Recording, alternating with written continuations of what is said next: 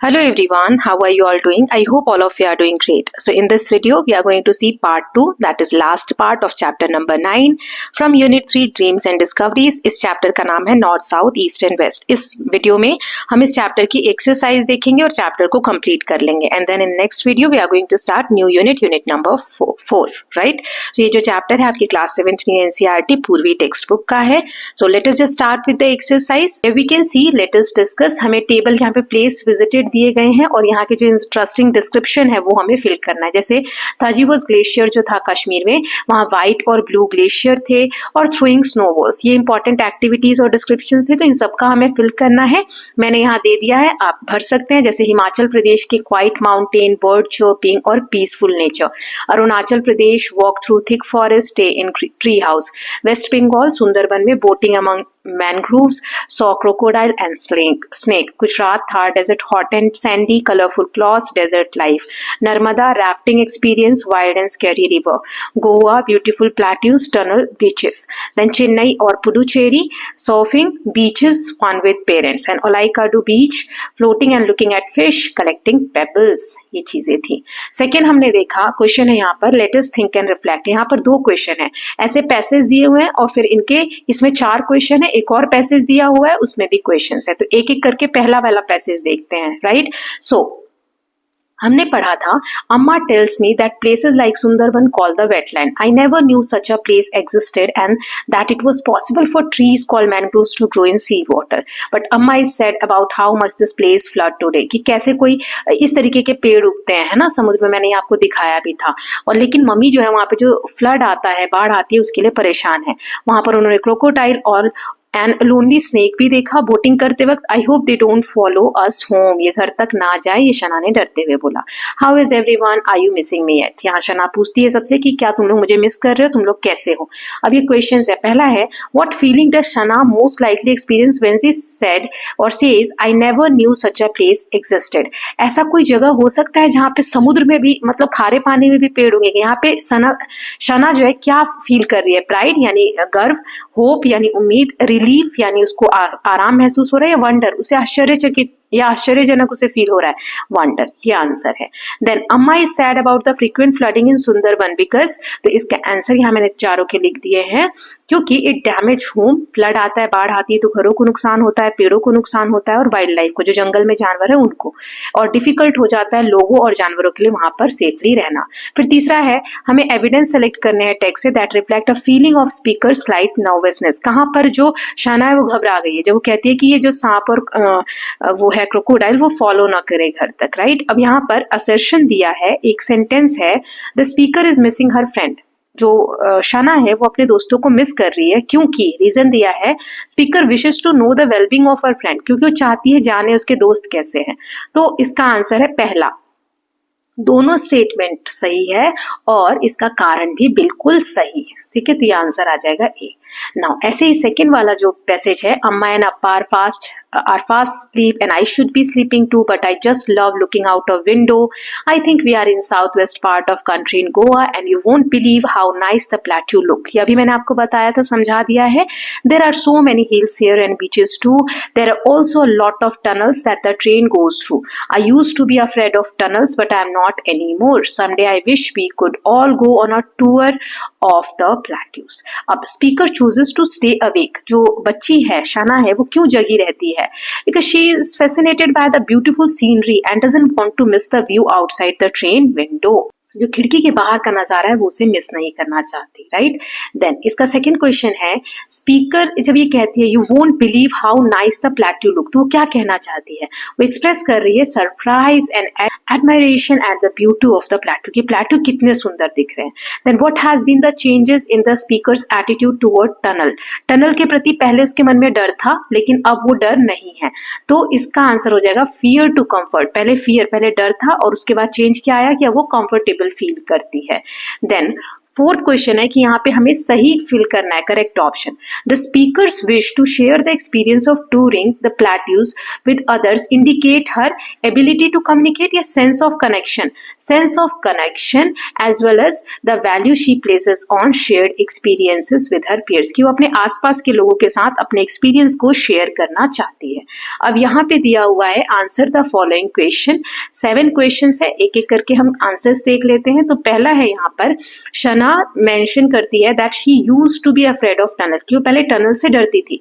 What could have been the most likely reason for her to be scared of tunnels, क्या कारण हो सकता है वो टनल से क्यों डरती रही होगी आज तक। मैंने आपको इसका कारण बताया था, है ना। तो इसमें क्या लिख सकते हैं, Shana was scared of tunnels because they were dark and closed, क्योंकि वो अंधेरा होता है वहां पर और बंद होते हैं, जिसकी वजह से उसे अनईजी फील होता है जब ट्रेन उसके अंदर जाती है। The sudden darkness and echoing sound frighten her at the first, वो जो अंधेरा होता है और जो इको साउंड होता है, जो खाली जगह पे हम बोलते हैं तो दीवारें गूंजती है, तो वो जो आवाज है उसकी वजह से शना पहले हो सकता है डरती हो। सेकंड क्वेश्चन है, डू यू थिंक कि Shana's appa and amma enjoyed themselves just like children do? Support your answer with evidence from the text. कहाँ पर किस लाइन से आपको लगा कि उसके मम्मी पापा भी बच्चों की तरह एंजॉय कर रहे थे? So yes, they enjoyed their journey like children. जैसे वो एक दूसरे के ऊपर स्नोबॉल फेंक रहे थे, है ना, बर्फ के गोले कश्मीर में स्प्लैश कर रहे थे वाटर सर्फिंग करते वक्त बीच पे, और फन लविंग नेचर जो होता है वो शो करता है। ये सारे इंसिडेंट्स हम कह सकते हैं। तीसरा है, Shana mention less snow in the glaciers and more flooding in Sundarban, कि ग्लेशियर्स में अभी जो स्नो है, बर्फ है, कम हो गई है और फ्लडिंग बहुत ज्यादा, बाढ़ बहुत ज्यादा आ रही है सुंदरबन वाले एरिया में। तो इस ऑब्जर्वेशन से क्या इंडिकेट होता है? इससे हमें ये दिखता है कि क्लाइमेट चेंज हो रहा है, पहले जैसी चीजें नहीं है, एनवायरनमेंट में इम्बैलेंस हो रहा है, एनवायरनमेंट में प्रकृति को कैसे भी कहें तो उसमें कुछ चेंजेस आ रहे हैं। जैसे जो बर्फ वाली जगह है, क्योंकि गर्मी बढ़ती जा रही है, जो क्लाइमेट है वो वार्म हो रहा है, जिसकी वजह से ग्लेशियर्स जो है, जहाँ हमेशा बर्फ जमी रहती थी, वो मेल्ट हो रही है, और मेल्ट जो होगा वो कहीं ना कहीं वाटर बैलेंस होगा, तो जिसके कारण फ्लड्स आ रहे हैं। रिवील करता है कि how weather patterns are becoming more extreme, कि किस तरीके से वेदर पैटर्न जो है वो चेंज हो रहे हैं। ओके, नाउ नेक्स्ट है, Shana's visit to different part of country highlight the diversity of India's geography. हमने इंडिया के अलग अलग पार्ट के बारे में इसमें जाना। आप देख रहे हो एक ही मौसम में इंडिया में कश्मीर में बहुत ज्यादा ठंड है, फिर हमने नॉर्थ ईस्ट का देखा, तो हर जगह अलग अलग डाइवर्सिटी है इंडिया की ज्योग्राफी में, राइट। इस स्टेटमेंट को हमें एविडेंस देकर बताना है। तो जैसे शना ट्रैवल करती है ग्लेशियर्स में, फॉरेस्ट में, डेजर्ट में, रिवर में। डेजर्ट में हमने देखा था बहुत गर्मी है, राइट, ग्लेशियर में बहुत ठंड है। एक ही टाइम पे कंट्री के अलग अलग पार्ट में अलग अलग एनवायरमेंट, अलग अलग क्लाइमेट, अलग अलग weather, right. So rivers, plateaus, beaches showing India's rich and varied geography and beautiful natural diversity. Fifth question है, how does Shana's use language to convey their her excitement, curiosity and sometimes her fear about the places she visit. वो अपने excitement को, curiosity को और कभी कभी जो डरती थी उस सबको कैसे बताती थी, वो किस लैंग्वेज में बताती थी?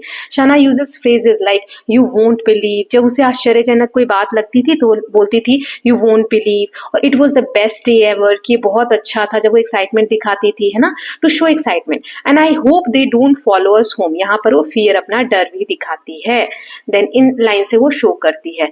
देन नेक्स्ट है, what might शना have learn from the travel across India, how would it impact her understanding of the country. किस तरीके से शना को ये क्या नॉलेज मिली होगी ये पूरे इंडिया को ट्रैवल करके, और उसकी जो समझ है उसमें कैसे इम्पैक्ट पड़ा होगा इसका। तो उसने सीखा होगा India's diverse landscape, culture and people, जो अलग अलग लोग हैं, अलग अलग कल्चर प्रैक्टिस करते हैं, ये सब सीखा होगा उसने।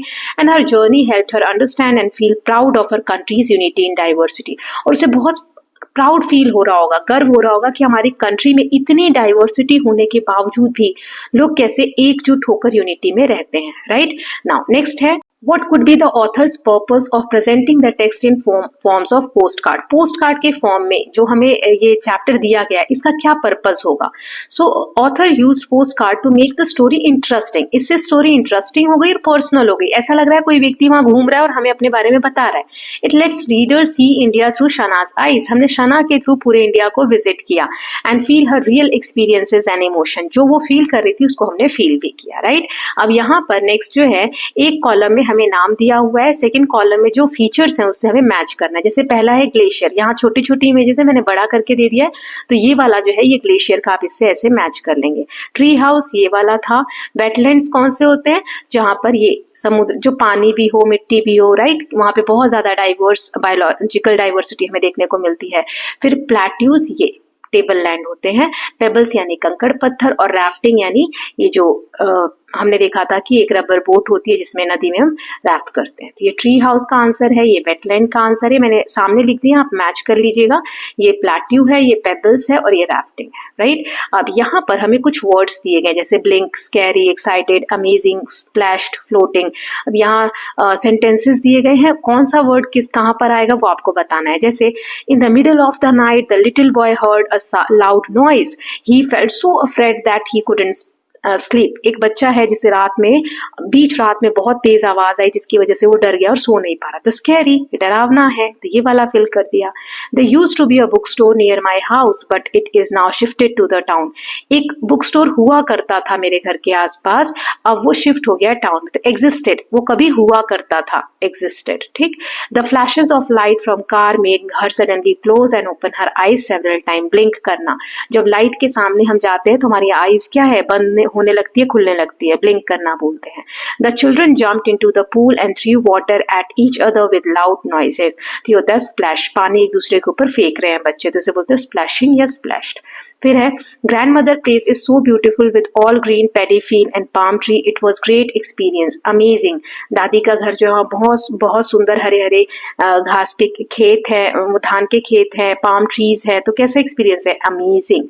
फिर when I looked up at sky, the clouds were not staying at one place, they were moving across the sky. वो कह रहा है, जो भी है ऑथर यहाँ पर, वो कह रहा है कि जब ऊपर वो आसमान में देखता है तो कोई एक क्लाउड है, जो बादल है वो एक जगह नहीं है, वो कभी यहाँ से यहाँ मूव कर रहा है, तो इसे क्या बोलते हैं, फ्लोटिंग। बादल जो है तैर रहे हैं, राइट। नाउ यहाँ पर इस ग्रिड में हमें कुछ वर्ड्स दिए थे जो ट्रैवल से रिलेटेड है, ठीक है। 6 वर्ड्स हैं और इनके एक एक वर्ड जो है हाईलाइट करके हमें दिए हुए, हॉरिजॉन्टली वर्टिकली हमें ढूंढना है, और एक एक लेटर जो है, लास्ट लेटर जो है वर्ड का, वो हाईलाइटेड है। तो देखो यहाँ मैंने ऑलरेडी किया हुआ है, जैसे बोट, पहला हो गया बोट, 6 ढूंढने, इसमें टी हाईलाइट था। फिर दूसरा यहाँ पे मैंने लिखा है टूर, इसमें आर हाईलाइट था, ठीक है। तीसरा यहाँ मैंने लिखा ड्रोव, इसमें ई हाईलाइट था, 3 हो गए। फिर चौथा यहाँ पर आप देख सकते हैं ट्रेन, इसमें एन हाईलाइट करके दिया था। फिर वॉक्ड, इसमें डी हाईलाइट करके दिया था, और इसमें रीच्ड, इसमें ये वाला डी हाईलाइट करके दिया था। ये 6 आप अंडरलाइन कर लेंगे, ठीक है। ये मैं हटा देती हूँ, यस, ये आप कर लेंगे। नाउ नेक्स्ट है, read the following sentence from the text and underline the subject and verb agreement. अब यहाँ पर देखो, कुछ हम पढ़ने वाले हैं, ग्रामर का एक टॉपिक है जिसे कहते हैं सब्जेक्ट वर्ब एग्रीमेंट। ये क्या होता है, जब हम सब्जेक्ट के हिसाब से कि सब्जेक्ट सिंगुलर है कि प्लूरल है, उसके हिसाब से जब करेक्ट वर्ब चुनते हैं, चूज करते हैं, तो उसे कहते हैं subject verb agreement. Okay, subject of the sentence, जो भी सब्जेक्ट है एक सेंटेंस में, वो वर्ब से रिलेटेड होता है। जैसे अगर गर्ल लिखा है तो गर्ल के लिए क्या आएगा, this girl is very good, ऐसे लिख सकते हैं। लेकिन अगर गर्ल्स हुआ, ठीक, एस लगा है, तो गर्ल्स आर वेरी गुड, ऐसे लिखेंगे। इज और आर, ये डिपेंड करता है कि सिंगुलर है कि प्लूरल है। ये तो मैंने छोटा सा एक एग्जांपल दिया है ना। सो वही यहाँ पे कहा गया है, the verb form changes depending on whether the subject is singular और plural and if it is in third person.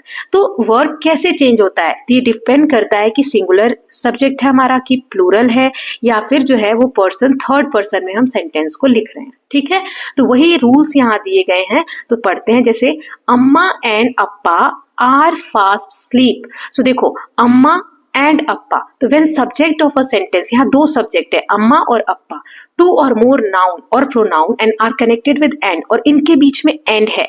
2 noun है, नाम है या प्रोनाउन है, उनको अगर एंड से जोड़ा जा रहा है तो ये प्लूरल वर्ब होते हैं, यानी इनके साथ आर आएगा, इज नहीं आएगा, ठीक है। इज नहीं आएगा, आर आएगा। ओके, जब दो या 2 से ज्यादा नाउन या प्रोनाउन हो और एंड से जुड़े हों तो आर आएगा, इज नहीं आएगा, वर आएगा, वॉज नहीं आएगा, अगर पास्ट में है सेंटेंस तो। ऐसे ही इट से स्टार्ट हो रहा है, it's hot dry and there is sand everywhere. यहाँ देखो इज आया है, जबकि यहाँ पे हॉट ड्राई देयर यूज हुआ है। तो इट क्योंकि सिंगुलर है तो in case subject is it, अगर इट है तो वर्ब जो है इज होगा या वॉज होगा, अगर पास्ट में है तो वॉज और प्रेजेंट में है तो इज। ठीक है, डिपेंड करता है टेंस कौन सा है।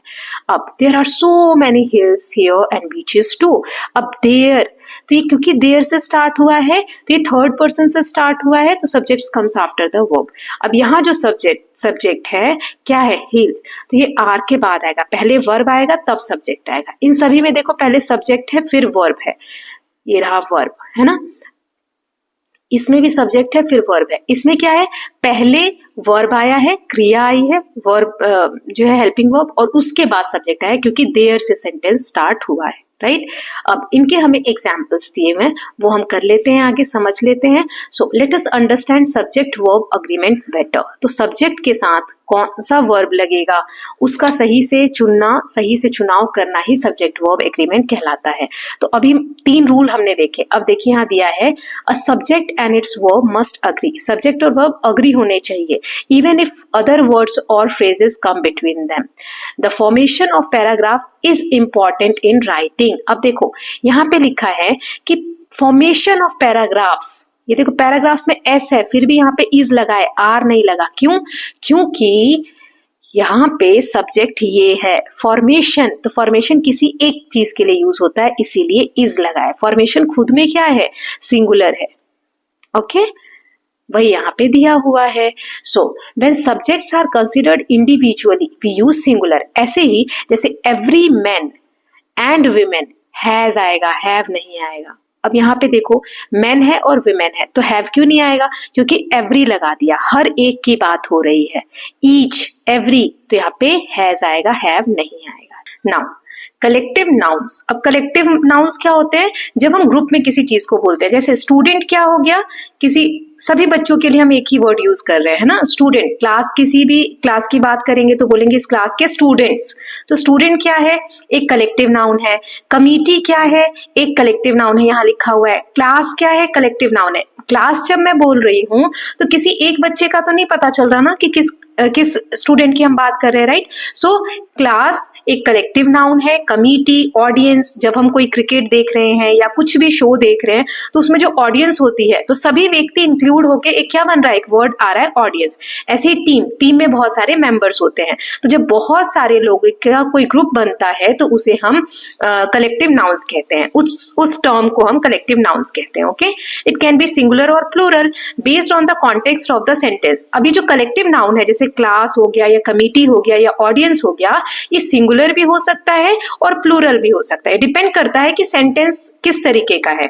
If the sentence implies the group is acting as one unit, अगर ऐसा लग रहा है कि ये जो सेंटेंस है वो एक यूनिट की तरह वर्क कर रहा है तो noun is singular and takes a singular verb. ठीक है, अगर सिंगुलर है तो हम मतलब एक यूनिट है, जैसे क्लास बोले किसी एक क्लास के लिए बता रहा है तो वहां पर हम उसे सिंगुलर की तरह समझेंगे और सिंगुलर वर्ब लगाएंगे। जैसे कि The committee decides on the new policy tomorrow. अब committee decides, es लगा है, es हम सिंगुलर के साथ लगाते हैं, है ना, सिंगुलर के साथ es लगता है प्रेजेंट टेंस में, राइट। नाउ कमिटी, यहाँ पर एक कमिटी की बात हो रही है तो सिंगुलर फॉर्म में यूज हुआ है इसीलिए यहाँ पर हमने es लगाया है, यानी वर्ब भी हमारी क्या है, सिंगुलर है। The indefinite pronouns each, either, every, much, neither always require singular verb. ये मैंने आपको यहाँ पर भी बताया था, एवरी मैन, राइट। सो जब भी ऐसे टर्म्स आ रहे हैं, ऐसे प्रोनाउंस आ रहे हैं जो इनडेफिनेट हैं, ईच, इसमें हर व्यक्ति की बात हो गई, ईदर, एवरी, मच, नीदर, तो इसमें हम सिंगुलर वर्ब लगाते हैं। जैसे each of the children, children क्या है, प्लूरल है, लेकिन क्योंकि हर बच्चे की बात हो रही है, चाइल्ड हमारा सिंगुलर होता है, इसका प्लूरल अगर बनाना बहुत सारे बच्चों की बात हो तो चिल्ड्रन, लेकिन इसके साथ वर नहीं लग रहा है। जैसे वॉज हम कब लगाते हैं, जब सिंगुलर होता है ना, और सिंगुलर होता है। और वर कब लगाते हैं, जब प्लूरल होता है, जब बहुत सारे लोग हो तो हम वर लगाते हैं पास्ट टेंस में, राइट। तो यहाँ पे चिल्ड्रन है तो प्लूरल, लेकिन हम वॉज लगा रहे हैं, क्यों, क्योंकि यहाँ चिल्ड्रन के लिए नहीं लग रहा है, ईच वर्ड के लिए हम ये सिंगुलर वॉज लगा रहे हैं। ठीक, तो ये रूल्स होते हैं सब्जेक्ट वर्ब एग्रीमेंट के।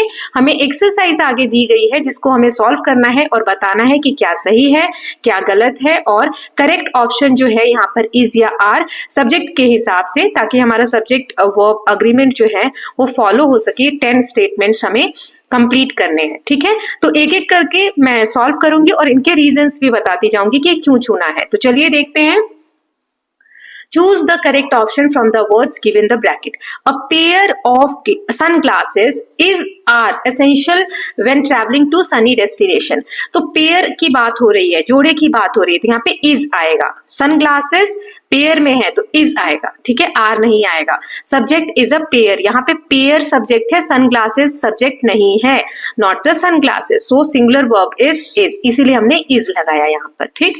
नाउ इधर आ गया तो क्या होगा, हैज आएगा या हैव आएगा। अब ये डिपेंड करता है सेंटेंस में कि किस तरीके का सब्जेक्ट है। सो ईदर द टूर गाइड और द टूरिस्ट, या तो टूर गाइड है वो या टूरिस्ट जो है वो tourist, okay.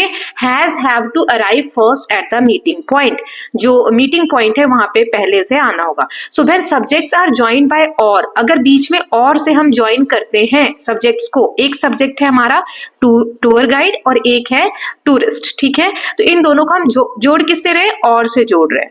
So verb agrees with subject closer to it tourist. अब यहाँ पे टूरिस्ट जो है वो प्लूरल है, इसीलिए हम यहाँ पर हैव लगाएंगे, ठीक है। मतलब यहाँ पे हमें वर्ब लिखना है ना, यहाँ पे वर्ब लिखना है, तो वर्ब के सबसे पास वाला सब्जेक्ट कौन सा है, ये वाला है, टूरिस्ट है, राइट। सो टूरिस्ट सिंगुलर है कि प्लूरल है, यहाँ पे प्लूरल है, एस लगा हुआ है, तो इसीलिए हैव लगाएंगे, हैज नहीं लगाएंगे। ये वाला मैं एक बार और समझा देती हूँ आपको, थोड़ा सा अलग है। देखिए, जब एक स्टेटमेंट में दो सब्जेक्ट हो, एक तो टूर गाइड और एक टूरिस्ट, अब इसमें हम क्या लगाएं, तो इसमें हैज लगाना या है वो ये डिसाइड करेगा, मतलब वर्ब कौन सा आएगा कि पास का जो सब्जेक्ट है, ये वाला सब्जेक्ट, वर्ब के पास वाला सब्जेक्ट वो प्लूरल है कि सिंगुलर है, तो यहाँ पर ये प्लूरल है तो हम यहाँ पर हैव लगाएंगे, ठीक। I hope it is clear, तो हैव इसका आंसर हो जाएगा। नाउ थर्ड देख लेते हैं। So the information on travel expenses is are useful for first time traveller. Information यहाँ पर क्या आएगा, तो इंफॉर्मेशन जो है वो अनकाउंटेबल नाउन है, इंफॉर्मेशन कितनी है हम काउंट नहीं कर सकते, तो इसके साथ इज लगेगा, ठीक है। सिंगुलर वर्ब लगता है, जब भी अनकाउंटेबल नाउन हो तो सिंगुलर वर्ब लगता है। ये 2-4 रूल्स है और ये स्टेटमेंट्स आप अच्छे से प्रैक्टिस करेंगे, एग्जाम में जरूर आएगा, ठीक है। फिर अब फोर्थ वाला देख लेते हैं। Neither the flight crew nor the pilot. देखो नीदर नॉर जब साथ में आता है तो इसमें हम देखते हैं कि जो फर्स्ट सब्जेक्ट तो ये हो गया फ्लाइट क्रू, सेकंड सब्जेक्ट हो गया पायलट, इसके पास मतलब यहाँ पे वर्ब लिखना है तो वर्ब के पास जो है वो सिंगुलर है कि प्लूरल। पायलट एक पर्सन के लिए यूज हो रहा है तो ये हमारा सिंगुलर है, राइट। तो सिंगुलर के साथ क्या आता है, वॉज आता है या वर आता है, तो यहाँ पर वॉज लिखेंगे। So with neither nor the verb agrees with the subject nearer to it, जो इसके पास हो, तो पायलट सिंगुलर है सो वॉज इज यूज्ड, इसीलिए हमने वॉज यूज किया है, ओके। नाउ नेक्स्ट देख लेते हैं। The news about the heavy rains dash make many people reconsider their vacation plan. अब यहाँ पे न्यूज जो है, ये देखिए न्यूज, ये प्लूरल है, लग रहा है कि प्लूरल है ना, लेकिन ये एक्चुअली में सिंगुलर है। न्यूज जो है ये वर्ड है, ऐसा नहीं है कि ये एस लगा के हमने इसको प्लूरल बनाया है, ठीक। न्यू तो अलग ही वर्ड होता है, न्यूज होता ही ऐसे लिखते ही है, इसकी स्पेलिंग ही यही होती है, ठीक। इसकी फुल फॉर्म क्या होती है न्यूज की, NEWS की। मुझे आप लोग कमेंट सेक्शन में बताएंगे, जिनको पता है वो भी, और जिनको नहीं पता है वो मुझे गूगल पे सर्च करके बताएंगे, okay. Now a pair of, तो यहाँ पर क्या आएगा, सॉरी ये वाला रह गया, तो अब क्योंकि सिंगुलर है तो मेक नहीं मेक्स आएगा, ठीक है, ES लग जाएगा, तो क्योंकि इसमें ऑलरेडी E है तो S लगाएंगे। Now a pair of binoculars is are useful for spotting wildlife on a safari. अभी हमने देखा था पेयर आया था तो पेयर के साथ सिंगुलर ही आता है, फर्स्ट वाला स्टेटमेंट ही था शायद, यस। यहाँ पर हमने देखा था ये फर्स्ट वाला पेयर के साथ सिंगुलर आया था। So I hope it is clear. यहाँ पर क्या आएगा, इज आएगा, ठीक है। Pair is singular even though binoculars यहाँ पे प्लूरल है, देखो एस लगाए, लेकिन हमारा ये वाला सब्जेक्ट है मेन सब्जेक्ट, तो इसके साथ हमने इस लगाया, ठीक। नाउ 7th देख लेते हैं। The hill stations in India remains और remain popular travel destination during winter. तो इसमें रिमेन आएगा, क्यों, हिल स्टेशन ये पूरा एक साथ हम बोलते हैं, तो स्टेशंस, बहुत सारी चीजें हैं यहाँ पर, बहुत सारे स्टेशंस की बात हो रही है, तो ये प्लूरल है, इसीलिए यहाँ पर रिमेन आएगा, ना कि रिमेन्स आएगा। Okay, I hope it is clear. थोड़ा सा बीप साउंड आ रहा होगा, इन्वर्टर का है, so please manage with it. Now, keeping accounts is are important for spending money wisely during travel. अब यहाँ पर देखिए keeping accounts, तो यहाँ is लगा रहे हैं, क्यों? यहाँ gerund यूज हुआ है। gerund क्या होता है? जैसे verb की फॉर्म keep, ठीक, ये फर्स्ट फॉर्म है, इसके साथ हम ing लगाते हैं अगर, तो वर्ब के साथ ing। वर्ब क्या होता है? क्रिया, काम करना, तो कीप मतलब होता है रखना, उसके साथ ing लगा तो इसे हम जिरन बोलते हैं। तो जब भी ऐसा कोई वर्ड आ रहा है जो कि जिरन हो ग्रामर के हिसाब से, तो उसे हमेशा सिंगुलर नाउन की तरह हम ट्रीट करते हैं और यहाँ पर इज लगता है। सो कीपिंग इज अ जिरन, क्योंकि इसमें कीप ये जो है हमारा ये वर्ब है और प्लस इसकी अब इसके साथ ing लगा है, ठीक है, तो ये सिंगुलर काउंट होगा और इसमें हम s लगाएंगे। नाउ नेक्स्ट देख लेते हैं, ईदर द टिकट और द बस पासेस। तो जैसे हमने नीदर नॉर में देखा था कि जो वर्ब के पास वाला सब्जेक्ट हो वो प्लूरल है या सिंगुलर है, वही देखना है। तो यहाँ देखो पासेस, बस पासेस, एस लगा है, प्लूरल है, तो यहाँ पे नीड आएगा, नीड्स नहीं आएगा, ठीक। तो विद ईदर और verb agrees with the nearest subject, बस पासेस ये प्लूरल है, इसीलिए यहाँ पर हम क्या यूज करेंगे? Need, right? Now last one is neither the passengers nor the taxi driver. So यहाँ पर आपको पता होना चाहिए कि ये वर्ब है। अब neither nor वाला आई होप आप गलत नहीं करेंगे। पास का टैक्सी ड्राइवर ये जो है ये सिंगुलर है ना, तो यहाँ पर हम was लिखेंगे, वर नहीं लिखेंगे। So I hope it is clear. 10 sentence थे, हमने कर लिए हैं 10 के 10। अब आते हैं हमारे next section, let us listen. यहाँ हमें एक ट्रांसक्रिप्ट पढ़ना है जो नेक्स्ट पेज पे मैंने लिया है, पेज नंबर 138 आपकी टेक्स्ट बुक में दिया है। You will listen a girl speak about the story of how Agartala got its name. हम एक स्टोरी पढ़ने वाले हैं जो एक लड़की बोल रही है, सुनने वाले हैं, जिसमें अगरतला जो हमारा कैपिटल है त्रिपुरा का, उस अगरतला जो जगह है उसको नाम कैसे मिला, एंड द इम्पोर्टेंस ऑफ अगर, और अगर का क्या महत्व है, इंपॉर्टेंस है, उसके बारे में हम पढ़ने वाले, सुनने वाले हैं। सो एज यू लिसन, जो करेक्ट ऑप्शंस हो इन 10 क्वेश्चंस दिए हुए आई थिंक, या जो भी क्वेश्चंस हैं उनमें हमें सही ऑप्शन मार्क करना है। जैसे what does the word Agartala mean, Agartala का मतलब क्या है, अंडर द अगर ट्री, बिसाइड द अगर ट्री, या अराउंड द अगर ट्री। तो ये हम पहले ट्रांसक्रिप्ट रीड कर रही हूँ मैं, आप लोग सुनिए या देख भी सकते हैं यहाँ पर, और फिर उसके बाद हम क्वेश्चंस मार्क करेंगे। ओके, थोड़ा बड़ा है, so let us just read it together. So girl कहती है, hi everyone, we all know that Agartala is the capital of Tripura. Tripura हमारा एक स्टेट है, उसकी कैपिटल है अगरतला, राजधानी है। But did you know how Agartala got its name, कैसे ये नाम मिला अगरतला को? It's made up of 2 words, इसमें 2 वर्ड्स आते हैं। एक आता है अगर, जो कि which is type of a tree. अगर मतलब एक पेड़ का एक प्रकार है, एक पेड़ अगरतला में पाया जाता है, तो उसका एक प्रकार है। और तला मीन्स अंडरनीथ, तल हम बोलते हैं ना, तल घर हिंदी में, मतलब जैसे जो नीचे वाला फ्लोर होता है, जैसे इंग्लिश में से आप बोलते हो बेसमेंट। ओके, सो बेसमेंट यानी तल घर, जो फर्स्ट फ्लोर के भी नीचे हो, धरती के अंदर हम बनाते हैं बेसमेंट, है ना। सो तल मतलब होता है अंडरनीथ। सो अगरतला का मतलब होता है अंडर द आगर ट्री, जो ये जो पेड़ है एक प्रकार का आगर का, उसके नीचे हो, उसे हम बोलते हैं अंडर द आगर ट्री या Agartala. These trees are also called aloes wood, इस पेड़ को हम अलोस वुड बोलते हैं, ईगल वुड बोलते हैं, घरूर वुड बोलते हैं। ये नाम आपको याद रखने, क्योंकि आगे क्वेश्चन में आपको मार्क करना होगा। It is also referred to as wood of gods, इसे हम वुड ऑफ गॉड्स भी कहते हैं इस पेड़ को, ठीक। अगर wood, the wood from these trees is really special, it smells amazing like a mix of woody and flowery scent. अब ये जो पेड़ है ना, इसकी लकड़ियां बहुत स्पेशल होती हैं, इसमें से एक स्मेल आती है, जैसे समझो उसमें फ्लावर की सेंट हो, खुशबू हो। It is one of the rarest and most expensive would in world, पूरी दुनिया में की बहुत रेयरेस्ट, कम पाए जाने वाली और सबसे कीमती लकड़ियों में से एक है। People have used it for thousand of years in medicine, perfumes and rituals. बहुत सारे जो रीति रिवाज होते हैं या दवाइयां बनती हैं या परफ्यूम्स बनाए जाते हैं, उसमें इसका यूज किया जाता है। It has been described as early as 1400 BC in Vedas. 1400 before common era जो हमारे वेदास लिखे गए थे, वेद लिखे गए, उसमें भी हम इसके बारे में पढ़ते हैं. द इजिप्शियन, जो इजिप्ट के लोग थे, Egyptians are believe to have used agarwood incense as part of their rituals more than 3000 years ago. अब ये जो इजिप्ट के लोग थे ना, ऐसा माना जाता है कि 3000 साल पहले भी वो इससे बनी हुई अगरबत्ती जो है, अगरवुड से बनी हुई अगरबत्ती जो है, वो यूज किया करते थे रिचुअल्स में, रीति रिवाज में, पूजा पाठ में. Okay, now here's something even more remarkable. Agarwood only forms when the tree is hurt or infected with a bug or virus. ये जो अगरवुड है ना, ये तभी बनता है जब पेड़ पर नुकसान हो, मतलब पेड़ को चोट लगे, या तो इन्फेक्शन हो या किसी तरीके का वायरस या बग जो है उसे इन्फेक्ट कर दे. Instead of dying the tree creates this dark sticky sweet smelling substance called agar oil. पेड़, ये जो वायरस है अगर इन्फेक्ट करता है पेड़ को, तो उससे वो पेड़ खत्म नहीं होता, डाई नहीं होता, बल्कि ये स्टिकी एक स्वीट स्मेल जैसा सब्सटेंस क्रिएट होता है जिसे कहते हैं आगर ऑयल. ये प्रोटेक्ट करता है कि इन्फेक्शन और ज्यादा ना फैले. जैसे पेड़ है तो यहाँ पर अगर इन्फेक्शन हो गया किसी बग के कारण, तो ये ऑयल सिक्रीट होने लगेगा, यहाँ पे फॉर्मेशन होने लगेगा ताकि वो जो इन्फेक्शन है और ज्यादा ना फैले.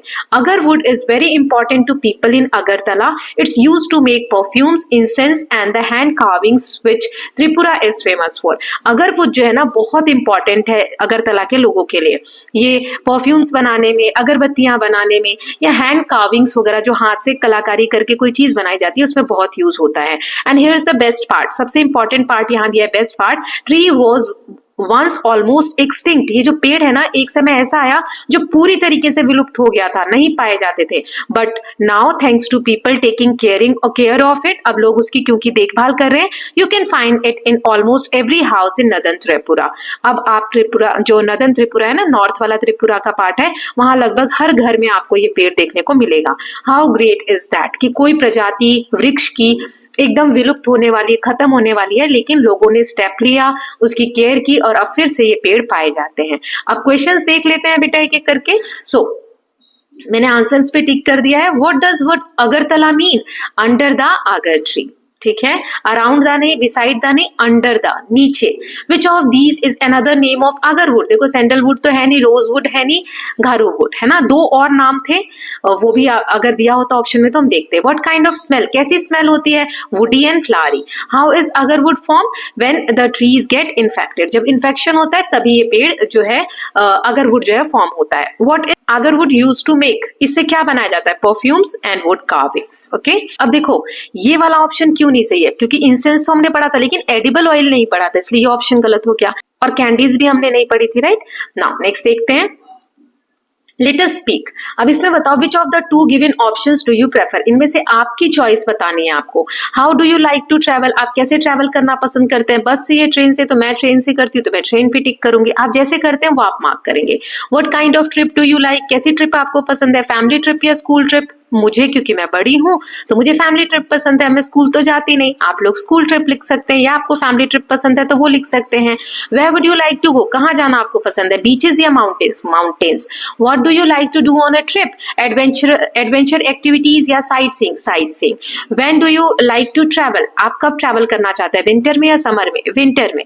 What kind of places would you like to visit? Historic monuments, wildlife sanctuaries? Historic monuments, जो ऐसे प्राचीन धरोहर होते हैं, वो घूमना मुझे पसंद है.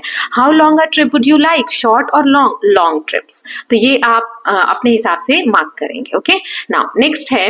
Now work in pairs and tell each other about your preference with respect to the question. You may use the phrases given below to speak about your choices. देखो जो अभी आपने चॉइसेस मार्क किए ना, इसको आप सेंटेंस में बना के बोलो. जैसे क्वेश्चन है how do you like to travel, so इसका आंसर, जैसे मैंने ट्रेन मार्क किया है तो यहाँ पे हमें ऑप्शन दिया है, आपको ऐसे बोलना है आई प्रेफर टू, है ना, फिर बिकॉज रीजन भी देना है. तो ऐसे मैंने सभी क्वेश्चन के, ये जितने भी क्वेश्चन थे ना, टोटल 7 क्वेश्चन, इनके आंसर मैंने यहाँ लिख दिए हैं एक एक करके. ये इन सेंटेंसेस के हिसाब से आगे मैंने आंसर्स कर दिए हैं. तो जैसे पहला क्वेश्चन देख लेते हैं.